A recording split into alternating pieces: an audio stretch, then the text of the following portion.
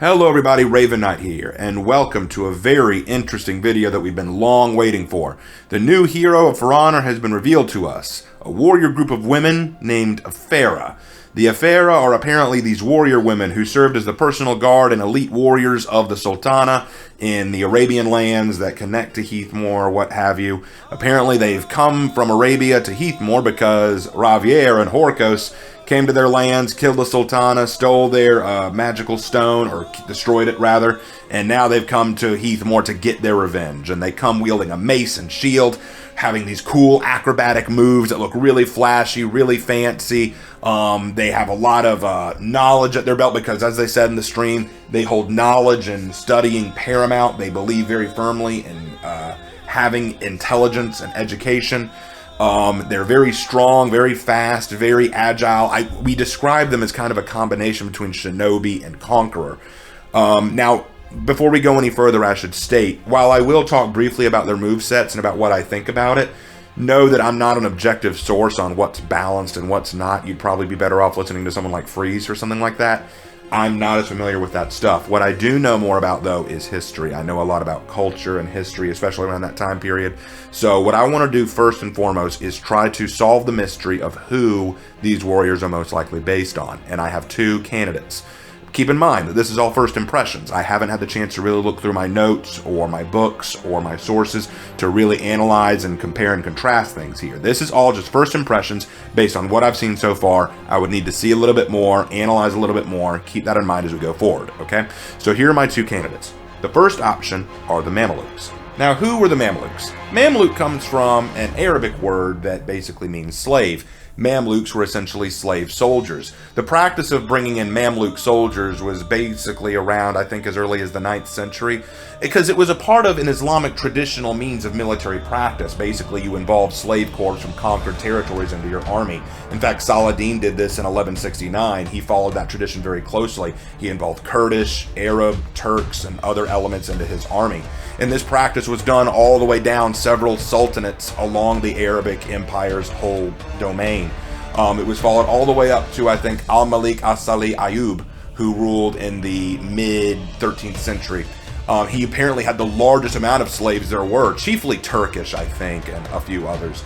And he used them basically as a means to protect his sultanate from rivals and also from the Crusaders because, you know, it wasn't that the Islamic warriors themselves are weak, but you need a large, vast, and diverse group of warriors to hold out against the Crusader kingdoms at that point in time.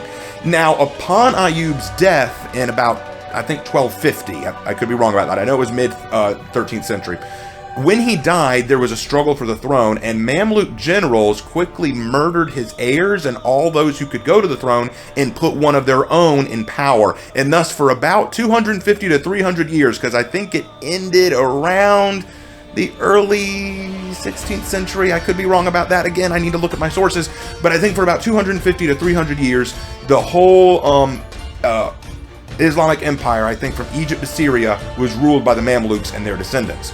Now, why is that a big deal? Why did they do that? Mostly because while Mamluks did gain military power and privilege, they were still slaves in the eyes of the sultans and the caliphs. And because of that, they could often be mistreated with the expectation that they wouldn't do anything back.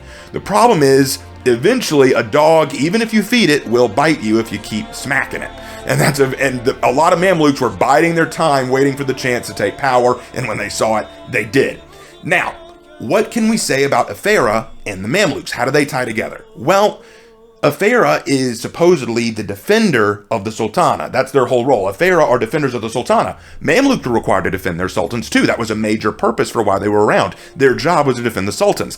The difference, though, is that the Mamluks acted more like the Praetorian Guard, waiting for their chance to kill off the Sultan when it proved politically expedient, whereas Afeera actually wanted to maintain the Sultana and failed in doing so. So there's a difference. Mamluks were all male. There is no female Arab or Islamic slave warrior group or anything like that I know of. However, one thing I found interesting is that they said that in the world of For Honor, the Sultana took destitute and orphaned girls off the street to make them into her warriors, like took off street rats to become her warriors.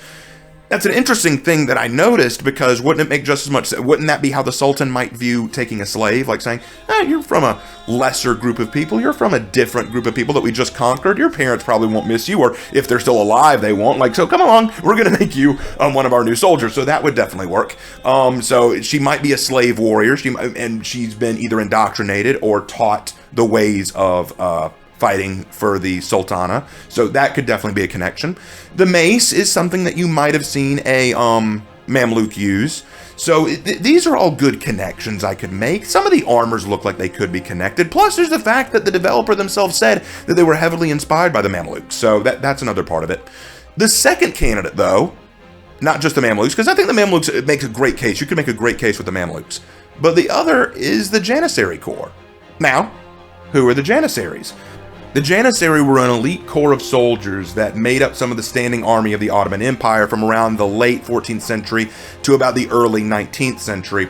They were respected for their military capabilities, and in the 15th and 16th century, they actually rose as a political force within the Ottoman state. In fact, you'll remember in Assassin's Creed Revelations, you see the Janissaries do have a large political sway over who would be the next sultan. You actually see some of that playing out a little bit. During peacetime, when they weren't at war, they were used as police in the capital of Istanbul. They garrisoned frontier towns and fortresses, and they probably made up the first modern standing army in all of Europe, if not just the Middle East. The Janissary Corps was originally, though, staffed in kind of a dark way. You see, one of the clever ideas of the Ottoman emperors was to use the enemy's own sons against them. There was this, when they were taking over the Balkan states, the Christian territories, they implemented what was called a child tax. This child tax basically meant that all Christian families that had sons were required to turn over their young, strong, fit, handsome sons to the Ottomans for inspection. And if they passed the inspection, they were taken from their families to the Ottoman Empire, where they would be indoctrinated and forced to convert to Islam, and taught the ways of war, taught to fight. But they were also given an education. They were taught sciences, mathematics, other things, because the goal was to turn them into perfectly loyal, subjugated soldiers of the Ottoman Empire. And then they would release these same new Janissary soldiers against their own kin later on. A brilliant and almost cruel tactic of taking away from their kin and then releasing them in to take out their kin later on. There are lots of tales about Janissaries rising up through the ranks to become very prosperous and politically powerful. In fact, there's one that I may make a video about in the future named Skanderbeg. That was actually his name, given to him by the Ottomans. His name was Skanderbeg. He was a great Janissary. Rose up, became a ruler of other Janissaries, became like a general, but he eventually betrayed the Ottomans, went back to Albania, became the king there, and started waging a war against the Ottomans from there. And several successful campaigns, mind you. He was a very gifted general. The Ottomans respected him, but also feared him, which was kind of cool, but that's a story for another time. Point is that the Janissaries were mostly made up in their early days from this child tax. Later on, and around the, I want to say the maybe early 18th century, maybe a little before that. Eventually what happened was other Turks were allowed to join in. They started conscripting other people into the Janissary Corps. But for the early period of its life, Christians made up a lot of it. So it goes back into that slave soldier kind of mentality that we were talking about with the Mamluks. So the Janissaries, how do they connect to Afeera? Why do I think that they might have a connection? For one thing, the army looks very Turkish. The armor looks very Turkish to me, and there's like the weapon, the mace is something that the Janissaries would use. So the weapons and the armor looks very similar. There's definitely some Turkish leanings that I see there, which the Janissaries came from. There's also, again, the idea that she was taken off the streets. Wouldn't that be a way that the Sultana might see it? You're from a Christian nation, you're lesser than us, we're going to take you off the streets and we're going to give you an actual education. And that's another piece. They said that these girls, the Afeera, were given a very strict and very big education. So were the Janissaries. The Janissaries were given a huge education, because these warriors were not just meant to be soldiers, they were meant to be political powerful. They were meant to be politicians. They were meant to be diplomats. They were meant to do a lot of big things beyond just fight, although fighting was a major part of it. Plus, they were defenders of the Sultan and of the caliphs and all that kind of stuff. They were defenders of the high and powerful, so that was a large part of it too. The only problem is, though, the Janissaries would have access to gunpowder and firearms, so we don't see any of that coming from this character, so maybe that's a stretch. I don't know. The point is, like I said, both of these two options do have flaws to them, Mamluk and Janissary. there's kind of a mix mash here. I really think what happened was they took a lot of inspiration. They said themselves they picked and chose what they liked from the Islamic Empire's history to try to build these characters, and that makes it very difficult to pin down who exactly they're based on. I've heard arguments that they're just straight up Arabic, that they're straight up from Persia, which and there's some relevance that they may be Persian. I mean, the Afeera are wearing pants, which the Persians were known for, and not all of the Janissaries or Mamluks were. That was kind of a uniquely Persian thing. So, hey, that could be an argument, you know, some of that. But still, the armor sets look very Turkish to me for the most part, but there are some that you could argue maybe Persian, maybe Iranian, maybe Arabic. There's a lot of mix mash there, and so it's going to be very difficult. But I promise I will do my due diligence and study as much as I can to find out who they're based on, so that by the time I reach maybe Rep 5 with her, by that time I'll have a pretty good idea of who they're based on. So now let's talk about the story that's being told and talk about whether or not I think it works or not. So now that we've talked about all the history stuff, let's talk the narrative. So we know that Ravier showed up in Arabia to find the celestial sphere. She woos the Sultana into letting her in. A couple things that I noticed in the story that we are told from the Afeera that don't make sense to me. For one thing, the lead Afeera, I forget her name now, she says that she had seen a vision of the Sultana So now that we've talked about the history aspect, let's talk about the narrative. Let's discuss this. Unfortunately, I have a few problems with the narrative. In the narrative that we heard, the lead Afeera warrior tells us that she used the celestial sphere and saw a vision of Ravier's coming. She saw Ravier's mask, but she didn't see what she would do. She wasn't sure. She didn't trust her, because the thing was, they knew about Heathmore. They knew that Heathmore was bloody and lawless and dangerous and war-filled. But she didn't know what Ravier was going to do, so when she showed up, she didn't tell the Sultana, hey, hold on, don't let her in because she's dangerous, she's going to do this and this and that. She didn't know what she was going to do, so the Sultana lets her in, and I'm kind of like, hold on, you know Heathmore, you know what they're about, and you're just welcoming this person in? That doesn't seem very smart of you. But leaving that aside, the Sultana didn't feel afraid because she was so proud of her nation and how prosperous it was and strong it was and how successful it had been. She wasn't afraid of any barbarians from Heathmore, and I'm like, no, you should be, because that's your problem. See, that's the thing. If you've lived in peace so long, you're not prepared when a wolf is knocking at the door. That's one of the things that I am willing to concede on that point. One of the ways in which Ravier really pulled the fast one over him was she came as a wolf in sheep's clothing, and because this Sultana had been so surrounded by sheep all of her life, she had no idea what to do to recognize the wolf. You know, she had no idea when to recognize a dangerous predator at the door. Now, luckily, the Afeera kind of recognized this and tried to warn her, like, hey, you really shouldn't trust her, you really shouldn't let her in. But the Sultana, I don't need to listen to you. In fact, why don't you take a look at our precious celestial sphere? A very stupid decision. I'm thinking the Sultana's pretty stupid.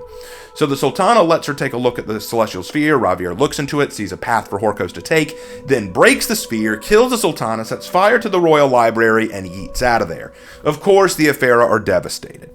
Would have been nice if the celestial sphere showed you more. In fact, that's another one of my arguments.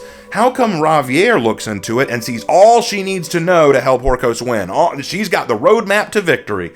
The Afeera looks into it, and all she sees is Ravier's pretty ugly face. How does that work? Like, what does the sphere show? How does it show you? Like, does it show you everything you need? Does it show you only visions? Does it show you a little bit of a time? Like, I'd really like some consistency there. But anyway, the Afeera says that they are going to hunt down Ravier and get vengeance because hope is not lost. They will rebuild the sphere. What? You can rebuild this ancient artifact? You have the means to do that? How? How would you know how? Has this happened before? Has it broken before? Do you have the blueprints to build it? And if you do, why have you not mass-produced this stuff? Like, why not make multiple so that in case this happens, you're prepared with another? That seems a little bit weird that you can just rebuild what you need when you need it. I thought that the whole idea was she broke it and now you're devastated because you said in your thing that Ravier took everything from you. Well, apparently not. You have the sphere. You have that. That's something. Do you mean that she took Arabia from you? Well, all she said was she burned the library. It doesn't mean that that Arabia itself is destroyed. Do you mean that she destroyed the Sultana and the Sultana was everything to you? Well, I mean, I guess, but if you're a Mamluk, wouldn't that mean it's your time to shine? That would actually be very interesting. What if instead the Afeera let Ravier kill the Sultana? Because they're like, she was stupid. She was blind. She didn't recognize what we needed to rule. We don't need a peaceful, very lazy sultana. We need a sultana who's going to go to war. We need a sultana who's ready to fight. We need a sultana who's ready to fight back against these kind of people. That might have been interesting. That would have definitely made me think they were Mamluks. That would have definitely been it. Hey, Ubisoft, if you're listening to this, minor edits here. This could be really, really cool, you know? But still, my point being, this narrative feels a little bit lazy to me. It feels a little weak. So there is that. Now let's talk about the moveset, because that's what everyone wants to talk about. Okay, so here's my thoughts, and I'm going to keep this brief. She is basically a combination of Conqueror and Shinobi to me. She has at least 4 different bash attack capabilities, which are crazy good, in my opinion. She has dodge cancellations with a cartwheel, which is awesome. And after any dodge cancellation, she can go into a bash, which looks like a really cool kick, followed by a light or heavy, and she can also do a knee strike, which can be followed by a heavy, and she can do a dash running attack, which is also a bash, which can guarantee a light or a heavy. Like, it's really cool that she can do that. But the big thing that she has, the big claim to fame that she has, is her secondary heavies, depending on which direction it comes from, has a different property. If it comes from her right side, it's unblockable. If it comes from above, it's undodgeable, and if it comes from her left side, then it will move the opponent, it will unbalance them and move them. Kind of like what Jormungandr could do in her testing grounds. So that's pretty cool. I thought that's a creative idea. And I also like some of her movesets, which look really pretty to watch. She's a very beautiful warrior to watch. She's very pretty. I wish that she'd take off the helmet. I'd like to, kind of like Valkyrie, I'd like to see her face. I'd like to see Jasmine underneath that, you know? I'd like to see Disney's Jasmine right there like, ooh, call the genie. I'm about to make some wishes. I apologize. Anyway, point being, I think that she's, everything about her looks really cool. Her feats are a little strong for my taste. Her first feat can do a pretty good amount of damage. Basically, it's a kickflip that does damage, that changes your position. Her second feat makes it so that anytime she gets a successful shield bash, she gets a buff to her defense. Her third feat allows her to do a charging kickflip again, which does extra damage and grants opportunity for a heavy. It isn't guaranteed, though. And then the fourth one turns her into Captain Arabia, where she can throw her shield at her opponent, and it will not only hit them for 30 damage, but ricochet and hit other people in the area. I'm like, really, son? Really? That's kind of cray-cray. That's kind of nuts right there. The feats, I think, are a little strong. They may need some tweaking, but really, I think my problem with her, and again, this is personal, I think she has a little bit too much going for her. She's going to be really tough to counter, I feel like. I'm hoping that because of all of her dodge cancellations, kind of like what JC said, if you use that too much, you can become predictable. I think one thing that I like about her is she's going to be a hard counter to Shinobi now. He's no longer the dodge cancel master anymore. She's going to give him a run for her money. But I think characters like Shugoki may be able to give her a bit of a challenge, because Shugoki can be such a wall. He may be hard to take down. Plus, what are you going to do? Kickflip him to the ground? Dude, the guy's a beast. Bring it on. More to the point, again, like I said, gameplay is not really my forte. It's not what I know too well. So listen to Freeze, listen to Marco Yolo when he comes out with his video, listen to everyone else on that note, because they are much better players than I am and will know more about that. My whole thing is culture, lore, history, stuff like that. So those are my first impressions. Like I said, she hasn't come out yet, so I need to play her. I need more time to research her and really learn about how she works and what she does. Once I get all that out of the way, then I will release a Heroes in History. I'll do her execution grading. I'll do everything I can to really tell you guys what I think about her. I think the big problem that we have here, though, is that, you know, they just mix and match a lot of things. That's the big thing. That's what's given me a lot of trouble. I've heard people say she's Persian, she's Mamluk, she's Janissary, she's just straight up Arabian. Like, I've heard all these arguments, and all of them hold some degree of water based on what I've seen. But the problem is they admitted they took pieces and bits from what they wanted and just built an Arabian hero.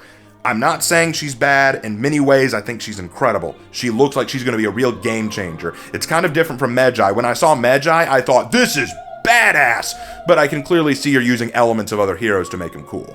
Like, his dual axe thing is basically Berserker, if you think about it. His staff thing is basically a really fancy Lawbringer and Shaolin with a lot of hyper armor involved. Like, so he's still cool. I like Medjay, but I can see where the inspiration, where other heroes were used to build him. With her, I see only 2 heroes that were used to build her, and they are Shinobi and Conqueror, but she's unique enough that I don't see specifically Shinobi and Conqueror when I look at her. I'll tell you my biggest problem, though. Why on earth can she dodge cancel with a cartwheel, and Shaolin still has those weak tier, just little, ooh, little dodges, you know, like that kind of thing. I want to see Shaolin do those cartwheels, okay? That's what I want to see. But either way, I'm very looking forward to seeing her come out. I will make a legend for her. I'm already working up some stuff in my mind about what I want to do, but I want to get hold of the hero first. Super excited. I hope you guys enjoyed this short little video about, well, it's not really all that short, is it? I think it's been about 20 minutes. But I hope you guys enjoyed this video all the same. Please let me know down in the comments what you think about the hero. What are you excited about? And please be respectful, guys. If you disagree with any of my positions on here, I understand. I've still got a lot of research to do. Be respectful with me. Don't go yelling at me about what I do or don't know, okay? Well, thank you guys anyway so much for watching, and I will see you in my next video. Take care.